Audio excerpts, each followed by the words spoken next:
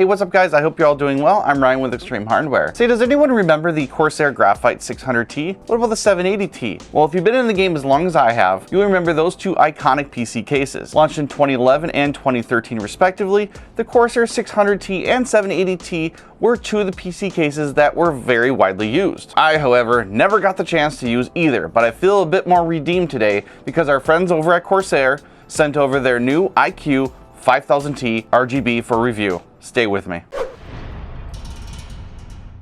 Alright guys, here is the new Corsair iCUE 5000T RGB in white. Ain't she beautiful? Kinda like the iCUE 7000X RGB I reviewed a while back. Check out that review here.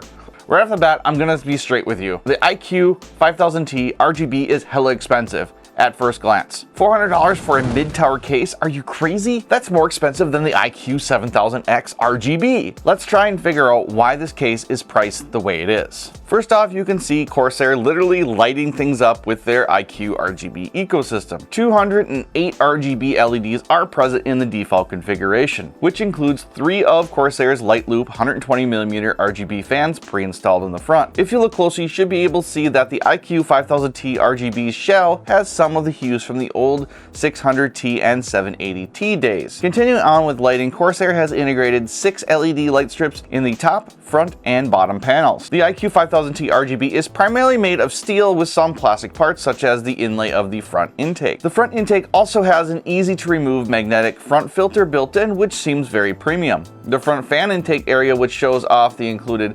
LL120 fans, looks quite fantastic here. Corsair says that you can also mount 2 140mm fans here, but I think I could squeeze another one in. The I/O on top of the 5000T RGB seems to share the same exact port selection as the bigger but less expensive brothers, the 7000 series. Starting from the left side, a small black reset button, a combo mic headphone jack, a USB 3.1 Type-C port, 4 USB 3.0 Type-A ports, and lastly the blacked out power button. I would have liked to see the mic and headphone jack separated into 2 separate ports, or at the very least include a splitter dongle. The top of the iCUE 5000T RGB just pops right off, revealing a top magnetic dust filter. Traditionally with most systems, the front usually is used as an intake where a dust filter would be used or needed. The top filter, however, just really isn't needed. I think I would have liked to not have a top filter in lieu of something else. 120mm fans or 140mm fans can be installed in the top. The bottom of the iCUE 5000T RGB is quite impressive.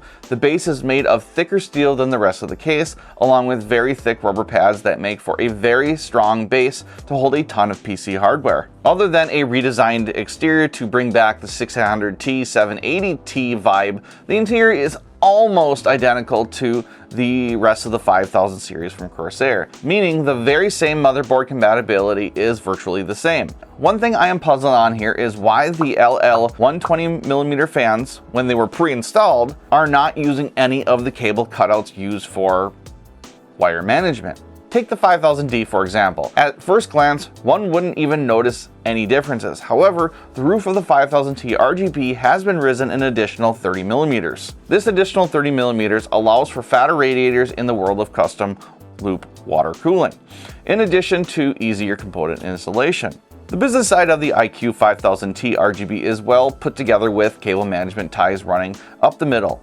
The left-hand side can be used to mount 3 120mm fans or a 360mm radiator vertically. Also here you get a good look of the included Commander Core XT and the lighting module for the 6 RGB LED light strips. Again, some notable features would include 208 LEDs, includes 3 LL 120mm fans, also includes the iCUE Commander Core XT, supports 10 120mm fans or 4 140mm fans with corresponding radiators, and has a 2-slot vertical GPU mount, clean cabling with rapid route cable management system, tool-free removable panels, a modern front I/O, and 5 locations for HDDs and SSDs. So why don't I put the AMD Ryzen 9 3900X build back there, links to the parts used below in the 5000T RGB, and we'll check out some thermals and noise. Be right back.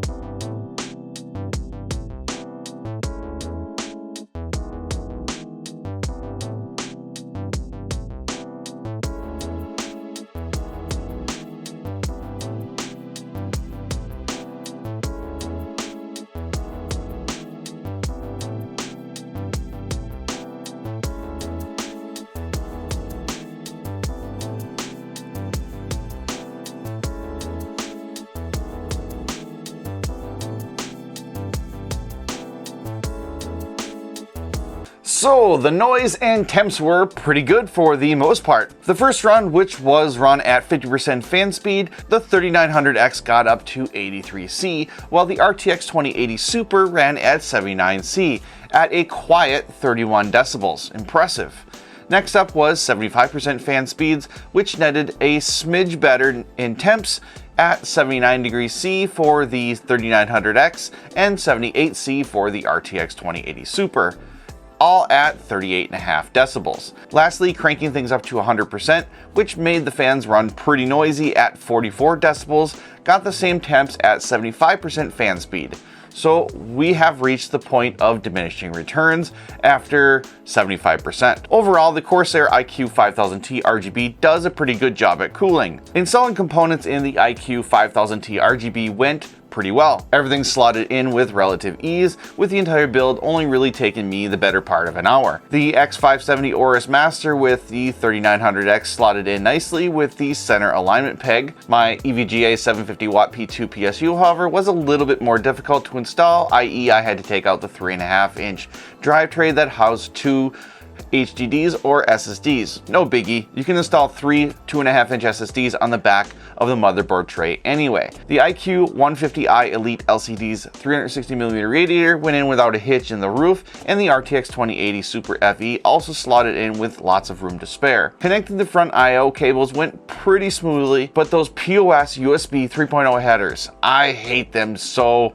much. Corsair, please include some right angle adapters to make for a much cleaner look. Building in the iCUE 5000T RGB was just as you would expect from a Corsair case. Absolutely brilliant. Then you get to the backside. It's one thing about RGB that makes me cringe every single time. All those cables.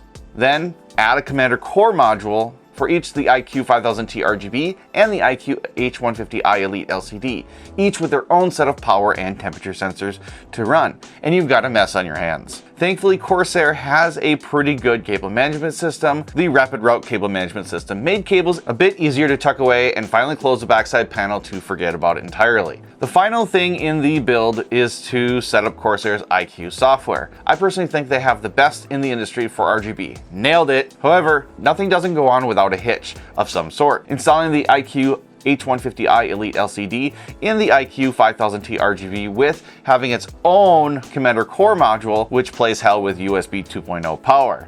At this point, I can't change the LCD screen inside of iCUE because of this USB power limitation. It's just too much strain. Corsair, please address this with a product like NZXT's internal USB hub, or integrate this idea into a case. You have to think about what the iCUE 5000T RGB is for a second. The iCUE 5000T RGB is just that, RGB.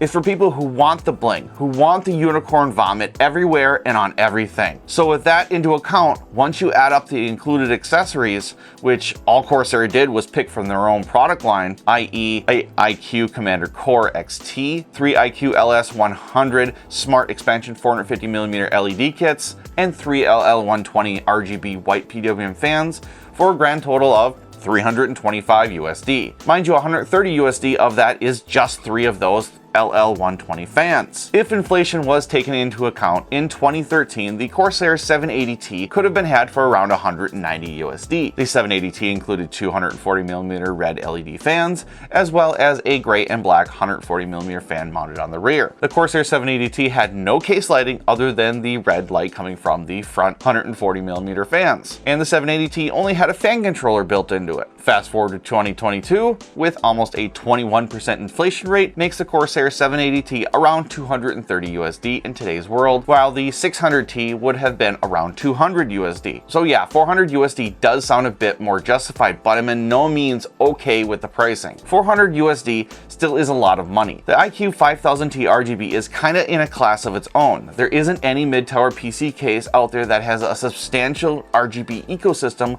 like Corsair has with its iCUE integration.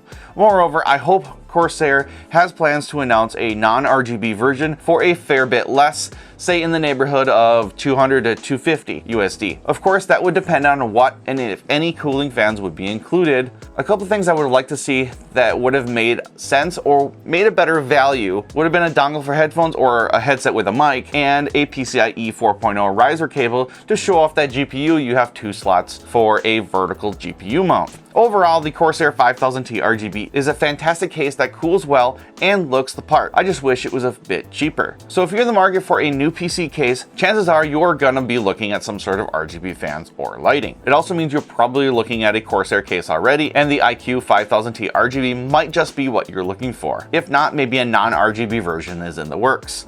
I think this iCUE 5000T RGB needs a full custom water-cooled build. How about a water-cooled build guide in the future? Let me know in the comments. Alright guys, that's gonna do it for my look at Corsair's iCUE 5000T RGB in white. If you guys haven't liked and subscribed by now, please consider doing so to help XtremeHW grow.